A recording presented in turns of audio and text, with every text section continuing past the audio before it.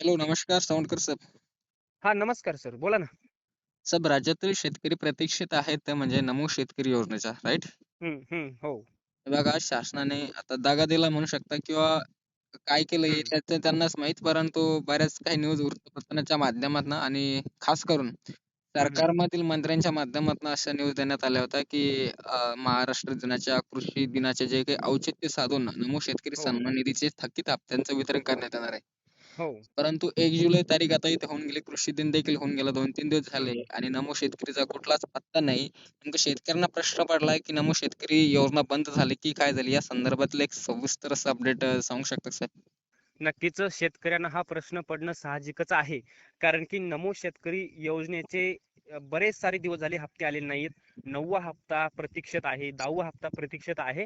म्हणजे हो. 9वा आणि 10वा हप्ता शेतकऱ्यांचा पेंडिंग पडलेला आहे. आणि नियमाने शेतकऱ्यांना हा 11वा हप्ता येणं देखील सुद्धा अपेक्षित आहे. परंतु 9वाच हप्ता शेतकऱ्यांना आलेला नाही. आणि 1 जुलैला महाराष्ट्र कृषी दिन होता. आणि 1 जुलैला हप्ता येणं साहजिकच होतं. परंतु राज्य सरकारच्या माध्यमातून नमो शेतकरी महासन्मान निधी योजनेचा येणारा जो हप्ता होता, तर तो 1 जुलैला आलेला नाही. त्यामुळे शेतकरी प्रतीक्षा करते की आता 9वा हप्ता कधी येणार, 10वा हप्ता कधी येणार, हे दोन्ही हप्ते पेंडिंग आहेत. तर त्या शेतकऱ्यांसाठी मी सांगू शकतो की आता सध्या राज्याचं पावसाळी अधिवेशन सुरू आहे.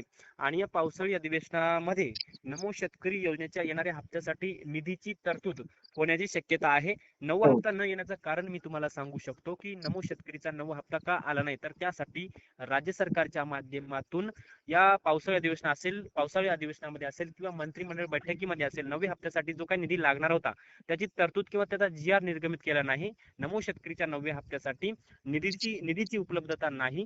त्यामुळे नमो शेतकरी योजनेचा 9वा हप्ता येऊ शकला नाही.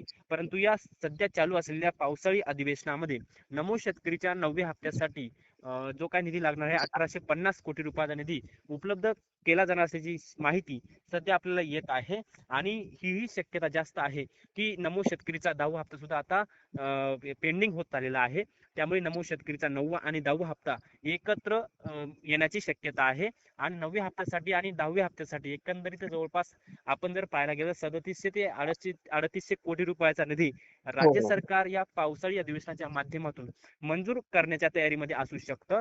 त्यामुळे ही एक खरंच आपण जर पाहायला गेलं तर शेतकऱ्यांना तर सरकारने धोका दिलाच आहे, जसं तुम्ही सुरुवातीला सांगितलं. कारण हो. की हो. 1 जुलैला हप्ता येणं अपेक्षित होतं आणि या 2026 मध्ये शेतकऱ्यांना हप्ताच भेटला नाही. तो 8वा हप्ता भेटला तर तो जवळपास 2025च्या डिसेंबर-नोव्हेंबर महिन्यामध्ये. तर या वर्षामध्ये हप्ताच भेटला नाही शेतकऱ्यांना. त्यामुळे शेतकऱ्यांना वाटतं की ही योजना बंद पडली की काय. परंतु ही योजना बंद पडलेली नाही. ऑफिशियली राज्य सरकारने कुठल्याही याच्यामध्ये ही योजना बंद पडलेली आहे अशा प्रकारचं सांगलेलं नाही. योजना सुरूच आहे असं राज्याचे कृषी मंत्री दत्तात्रय भरणे असं म्हणत आहेत. नक्कीच साहेब. आणि तसं की आता बरेच सारे शेतकरी एकंदरीत विचारतात आणि सोशल मीडियावरती कमेंट्सही करतात की आता पीएम किसानचा तर 23 हप्ता देखील भेटला, नमो शेतकरीला भेटलाच नाही. नेमकं योजनाच बंद पडली असं त्यांना वाटतंय. परंतु जर कधी बघितलं असतं आपण तर हम्म. मला तरी वाटतं की शासनाकडे सध्या पैशाची खूप मोठी तंगी असायला पाहिजेत. कारण की आता नुकतीच त्यांनी कर्जमाफी देखील घोषित केलेली आहे.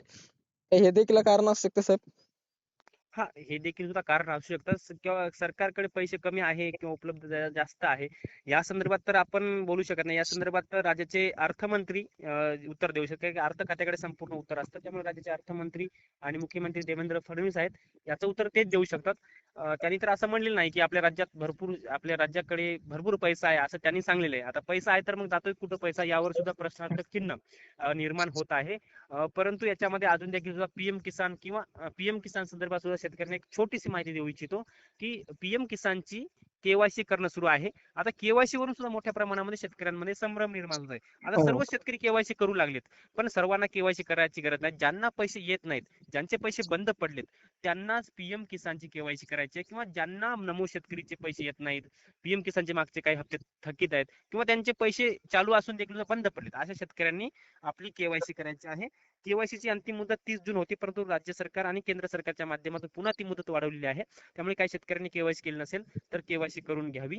आणि याच्यामध्ये जर सांगायला गेलं तर जवळपास हे जे हे पावसाळी अधिवेशन सुरू आहे, तर हे पावसाळी अधिवेशन संपता मला वाटतं की नमो शेतकरीचा 9वा हप्ता येण्याची शक्यता आहे. कन्फर्मेशन असं अपडेट नाहीये. हो, नक्कीच. हेच हम्म म्हणलं साहेब, कारण की बरेच दिवस झाले राज्यातील शेतकरी प्रतीक्षेत आहे. वारंवार आपण तुमच्या माध्यमातून पहिल्यांदा देखील अपडेट्स घेतलं होतं आणि तुमचे जे अपडेट्स असतात मला तर वाटतं की 100% खरे ठरतात. तुम्ही जी जी माहिती शेतकऱ्यांना प्रोव्हाइड करते तुमच्या न्यूज चॅनलच्या माध्यमातून. हालाकी दुःख या गोष्टीचं आहे की काही कारणास्तव तुमचं कृषी कल्याण चॅनल YouTubeवरून त्यांचं सस्पेंड करण्यात आलंय. परंतु असू द्या हम्म. साहेब, तुमची मार्गदर्शन शेतकऱ्यांसाठी खूपच चांगलं आहे. शेतकऱ्यांसाठी जे काम तुम्ही करतात आता DS न्यूजला तुम्ही करू लागले, तर ते खूप चांगली गोष्ट आहे. आणि पुढील हम्म. वाटचालीस तुमच्या चॅनलसाठी खूप खूप शुभेच्छा साहेब. नक्कीच नक्कीच धन्यवाद.